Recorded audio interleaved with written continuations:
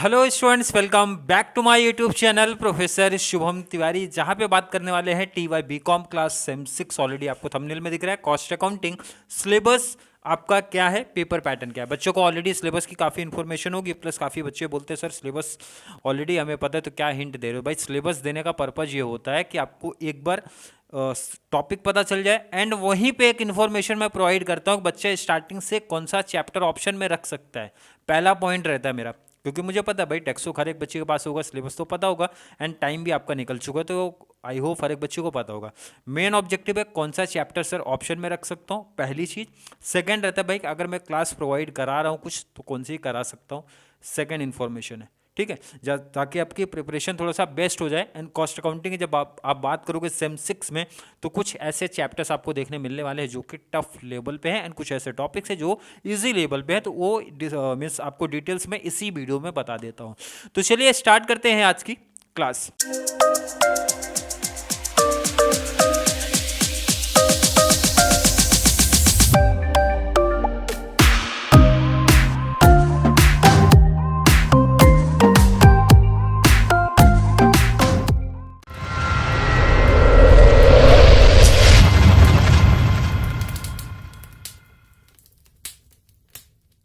Syllabus I hope हर एक बच्चे को पता होगा सर, अगर बुक लिया है तो। जिन बच्चों ने बुक नहीं लिया तो यहाँ पे देखो, सुनो और समझो कितने टॉपिक्स हमें पढ़ने, सब एक इन्फॉर्मेशन यहाँ पे मैं दे दूंगा।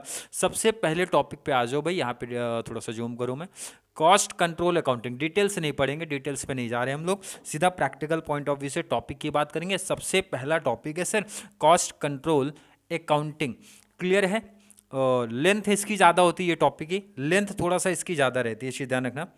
Means practical point of view से लेंथ थोड़ी ज़्यादा रहेगी, क्योंकि देख सिंपल सा ध्यान रखना, जो बच्चे स्कोर एक बेटर स्कोर करना चाहते हैं तो 30 मिनट्स टाइम अपने को मिलता है। कितना? एक प्रैक्टिकल सम को लेके, एक प्रैक्टिकल के लिए 30 मिनट का टाइम है। ऐसा सीधा एक फंडा या कॉन्सेप्ट लेके चलना। क्लियर है? एंड 20 मार्क्स का मतलब 3 प्रैक्टिकल क्वेश्चन, नहीं सॉरी, आपका 20 मार्क्स हो गया तो आप 40 मिनट्स आप बोल सकते हो। क्लियर है? क्योंकि 20 + 20 + 20 40 का काउंटिंग करना, क्योंकि जब ये 15 का रहता था तो वहाँ पे 30 मिनट्स काउंटिंग होता था एंड 15 अपना ऑब्जेक्टिव के लिए 30 मिनट्स एंड शॉर्ट नोट्स के लिए 30 मिनट्स। तो ये पेपर पैटर्न का कॉन्सेप्ट था, बट अभी 20 का हुआ तो आप इसको 40 मिनट्स आप बोल सकते हो।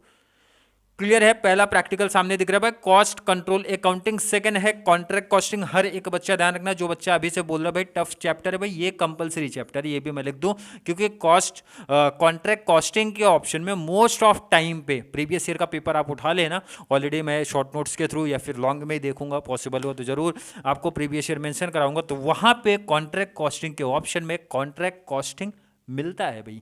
ये वीडियो बनाने का ये एक हिंट रहता है बच्चे, क्योंकि देखा है मैंने लास्ट टाइम पे भी कुछ बच्चे, आई थिंक कुछ नहीं, 1 से 2 बच्चे ऐसे होते जो सर जरूर मेंशन करते सर टाइम पास वीडियो था। तो ये इन्फॉर्मेशन बहुत इंपॉर्टेंट है भाई, कि बच्चे अगर कॉन्ट्रैक्ट कॉस्टिंग टफ लग रहा है, क्योंकि बहुत सारे बच्चों के लिए प्रॉब्लम है ये टॉपिक, पहले से डिसाइड करते सर कॉन्ट्रैक्ट कॉस्टिंग ऑप्शन रखने की सोच रहे हैं भाई, तो यहाँ पे यूनिवर्सिटी वाले बच्चे ध्यान रखना, कॉन्ट्रैक्ट के ऑप्शन में 99% कॉन्ट्रैक्ट कॉस्टिंग ही आता है, इसलिए कॉन्ट्रैक्ट को ऑप्शन में रखने का मत सोचना भाई। ये कंपलसरी टॉपिक है भाई, ये इंपॉर्टेंट इन्फॉर्मेशन है, नोट कर लो, समझ लो, याद कर लो। नेक्स्ट आ जाओ जरा, इसका मतलब समझा सर? 1 में अभी तक मैंने बोला नहीं कंपलसरी है, 1 इसका मतलब है ऑप्शनल है। किसके ऑप्शन में बात कर रहा हूं अभी?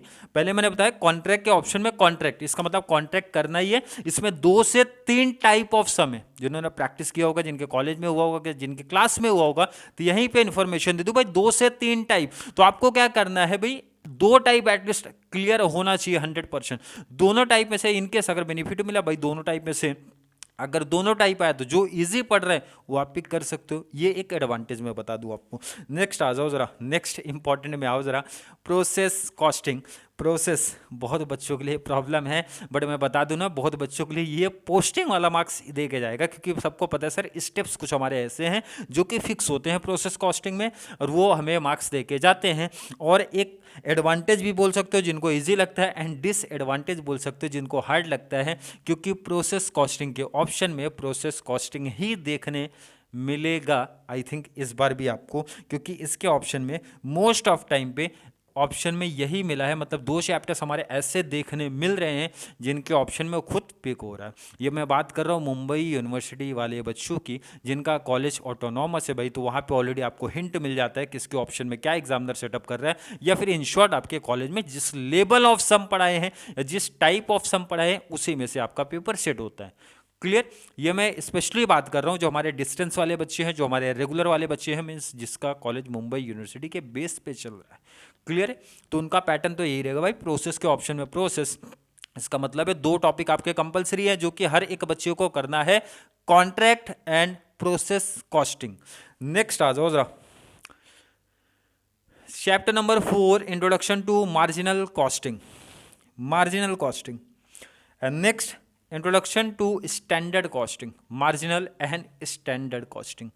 ये 2 प्रैक्टिकल है, दोनों का पैटर्न क्या पूछा जाएगा या फिर क्या आता है उसी ध्यान रखना। 8 मार्क्स का ये रहेगा, 7 मार्क्स का ये, सॉरी 8 7 15 हो गया भाई, मैं 15 के पैटर्न पे चल रहा हूँ, सॉरी 10 मार्क्स, 15 का पैटर्न मेरे को याद रहता है क्योंकि मैं 15 वाले टाइम पे था ना, इसलिए याद रहता है। तो 10 मार्क्स का वो 10 मार्क्स का है। तो अब ये एक आइडिया चल गया भाई, 10 ये साथ में चलेंगे भाई, जोड़े में चलने वाले।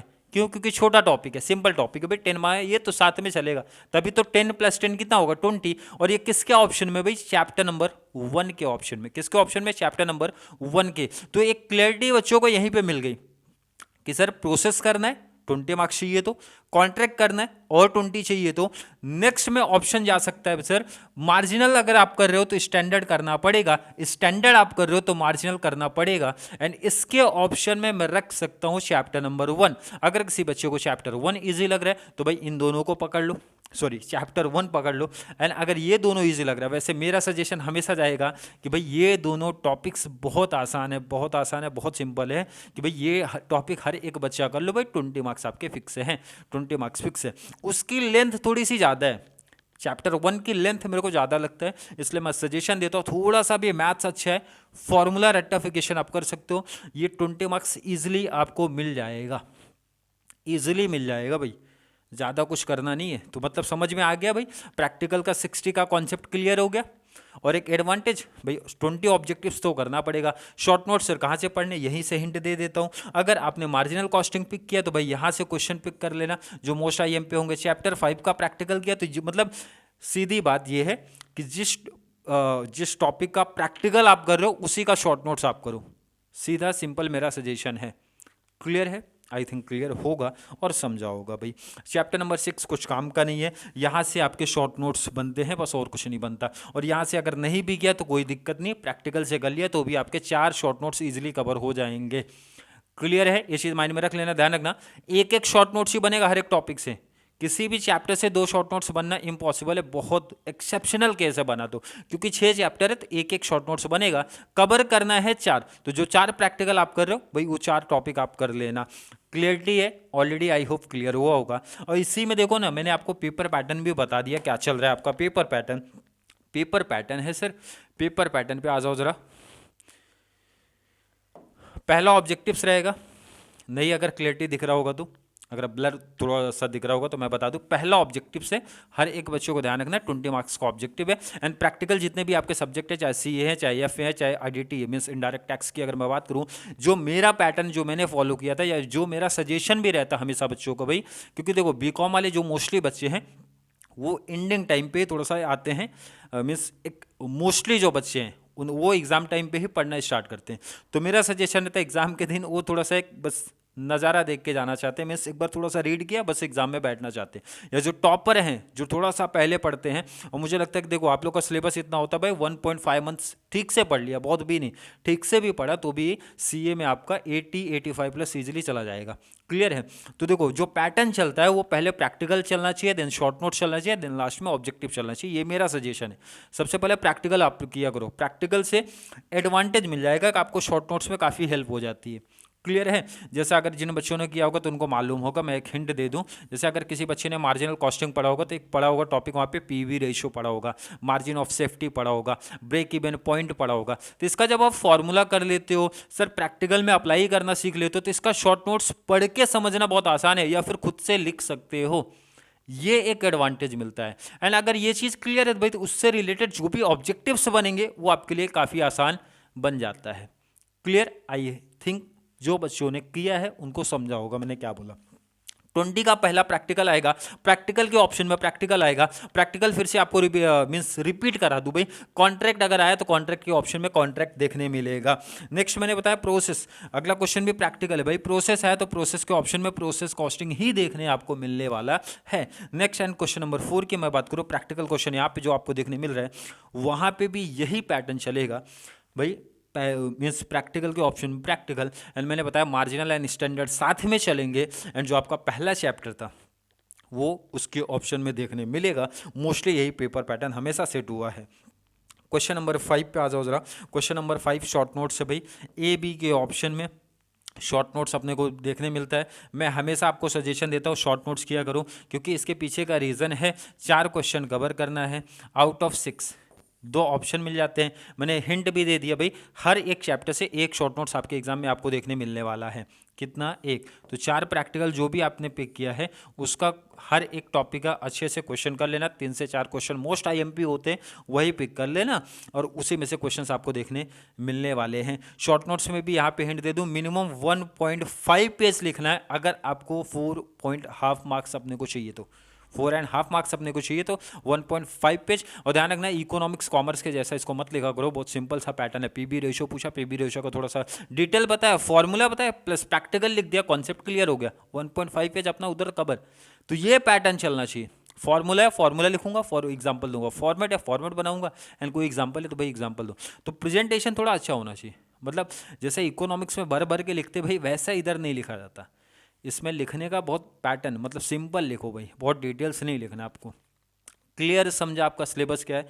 प्रैक्टिकल का भी आई होप हर एक बच्चों को कॉन्सेप्ट क्लियर हो गया होगा। एंड शॉर्ट नोट्स में भी हिंट मिल गया भाई कौन कौन से चैप्टर से कितने आते हैं, कितना पढ़ना है, क्या करना है। क्लियर है? आई थिंक हर एक बच्चे का कॉन्सेप्ट यहाँ तक क्लियर होगा। फिर भी किसी बच्चे को आज की क्लास में कोई भी डाउट, कोई भी कन्फ्यूजन अभी भी है सिलेबस को लेके, पेपर पैटर्न को लेके, किसके ऑप्शन में क्या आ रहा है, तो जरूर नीचे कमेंट में मेंशन करो। या फिर कॉन्सेप्ट क्लियर है, वीडियो आपको थोड़ी सी भी हेल्पफुल लग रही है तो वीडियो को ज़्यादा से ज़्यादा TY BCom वाले बच्चों को ज़रूर शेयर करें ताकि उनको इस चैनल से बहुत सारा बेनिफिट्स मिल सके। तो चलिए मिलेंगे अगली क्लास में, तब तक के लिए थैंक यू सो मच।